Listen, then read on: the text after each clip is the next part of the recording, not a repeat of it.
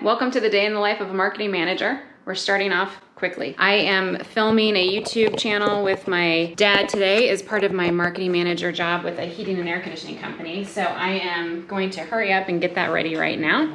I'm also, like everybody else in the world, working from home. So this is what we gotta do, right? I definitely have a lighting situation today. I have to film in my room because otherwise you'd be able to hear my kids. That means that the camera basically faces towards my windows, which is, you know, the worst setup ever. But we're gonna try to figure this out. Today it's cloudy, so that might actually be good.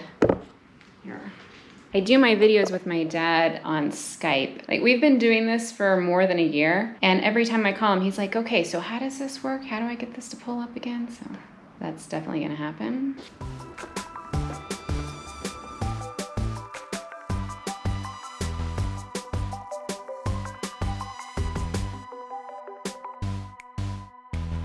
That went about how it always does, which is always humorous with my dad, trying to figure out how Skype works. I have downloaded it now to my computer and I will work on that later. So what I'm gonna do first today is I'm gonna work on putting together a mailing list that I send to somebody else in the office to actually send out some postcards every day. I look to see where we're doing a big installation job, and I will go onto White Pages and look up their closest maybe 20 surrounding neighbors and just send their neighbors a postcard saying, hey, we were just in your area, and you know, if you're interested in our services, here's an introductory offer or coupon or whatever. I try to do everything that I can on the cheap. So I subscribe to whitepages.com. It's $5 a month, and I just kind of create manually my own mailing list. I like to always include maybe a little tip on there for homeowners in general so that they don't mind having gotten a direct mail flyer, as well as some kind of a coupon offer to try our service.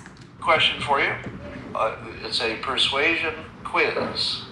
I'm gonna ask you, who wins in this setup? You've all seen the memes of AOC crying at the, I think was the fence to some illegal immigrant holding pen. So the original photo, it seemed that she was crying over having empathy for the people who were imprisoned, essentially. Not essentially, the people who were imprisoned. So now you've got AOC, so she's doing her political thing and showing empathy. But it got turned into a meme, and now just the little picture of her doing the crying is being pasted in all kinds of humorous situations to make her look silly. Like giving her so attention. Who won? She Did the Republicans win? No. By taking her meme and showing how silly she is and putting it in lots of humorous context? Did they win the persuasion battle? I don't think so. Her face is I think everywhere they now. lost hard. Here's why. What is the most important thing in terms of persuasion? Well, if Attention. fear is not part of it, and in terms of this Fear. particular topic, there's not a lot of immediate fear. It's just something that needs to be addressed. So fear isn't there. What's the next Attention. most persuasive thing? Just having Visual. being seen, yeah. Visual is persuasive. What do you think of every time you see the meme of AOC showing empathy? You know where it came from. She was at the border. Everybody who sees the meme knows it came originally Who from that cares? context. All you're doing by sending that meme around is reinforcing the fact that AOC cares about people more than you do. It's a visual, and it shows empathy. It also shows power, because we're talking about her, right? Yeah. If you're a politician and everybody's talking about you, that's power. Yeah. What is the definition of charisma? It's the best definition I've ever heard. I didn't make this up myself, but it's a good definition. Charisma is power plus empathy. That's right. Every time that meme is That's shared, interesting. AOC gets more charisma. Okay, so I got my mailing list done. Oh, actually, I need to email that over to the girls in the office. Real quick, I need to make a thumbnail for my video that's gonna go live on this channel today. So I'll show you how I make my thumbnail real quick. Go to remove.bg, click here, upload an image. I think I wanna use this one. Boom. Now you can download that. I have uploaded this image into Pixelmator. If you go over here to stroke, color, you can change this, let's say to white. Here, I'll put a background back here just so that you can see what's going on. Okay. I'm not gonna have a green background, but this is just so you can see. Okay, so see how I can put the outline around it now? And then I'm gonna change that to be like, maybe like this. So let me take off that background. And then I export as a PNG file. I go into Canva, upload my image, right? That's what it's gonna be. My video just went live on YouTube, and I wanted to show you one thing that I think is important to do right after you post a video on YouTube, which is to create subtitles or closed captions for it. This is my video that just posted. So you go right over here to where it says subtitles. You go to this one where it says duplicate and edit. Click on that. Continue.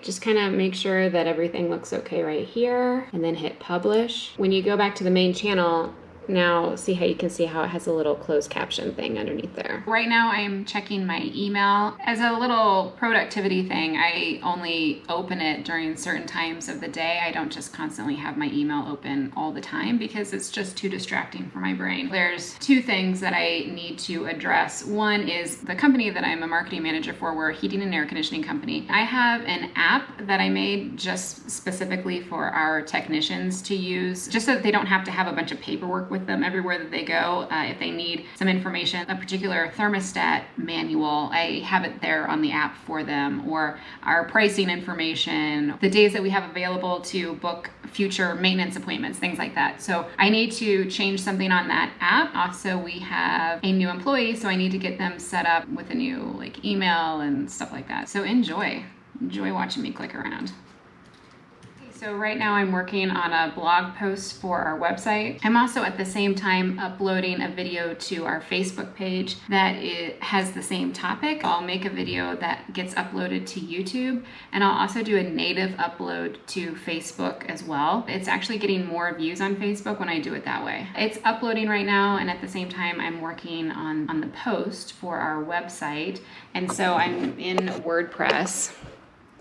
So this is my ugly looking post at the moment, and so I just kind of write out everything and then I kind of format it later. I start with, if I'm writing a blog post about a topic that I made a YouTube video for, I will go in and do a copy and paste of all the closed captions and plug it into my blog post, because that at least gives me a starting point and I know exactly what was said in the video. And so then I can change it from there to make it more formatted for a nice blog post. So that's what I'm working on right now.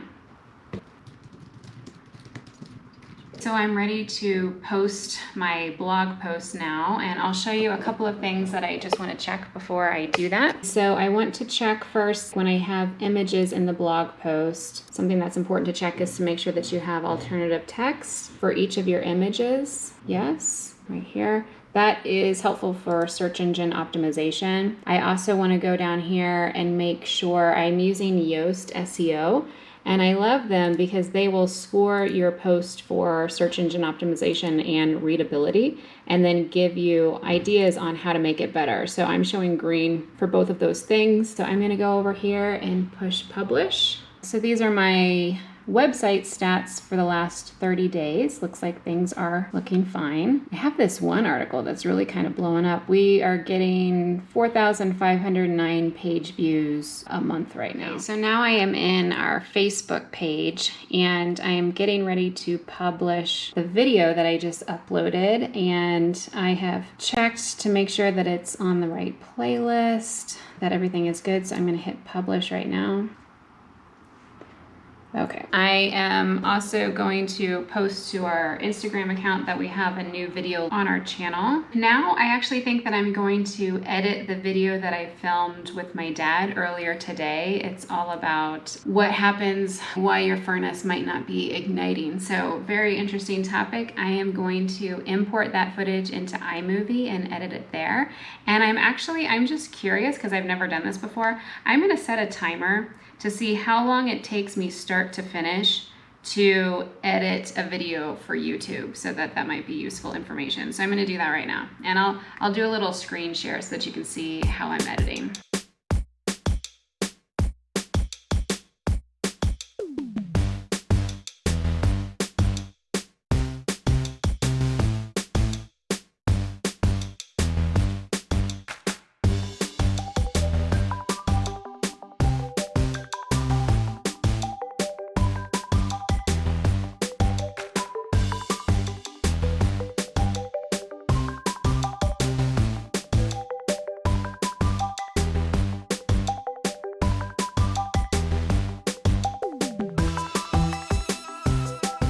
So I am completely done with editing the video, and it took me a total of 49 minutes to do all of the editing. I will say that I'm even surprised at how quickly I did that, but I think that was probably a normal day for me for editing a YouTube video that I do for my channel for work. It used to take me forever, but now it takes me no time at all because I know exactly what I'm doing, how to edit it.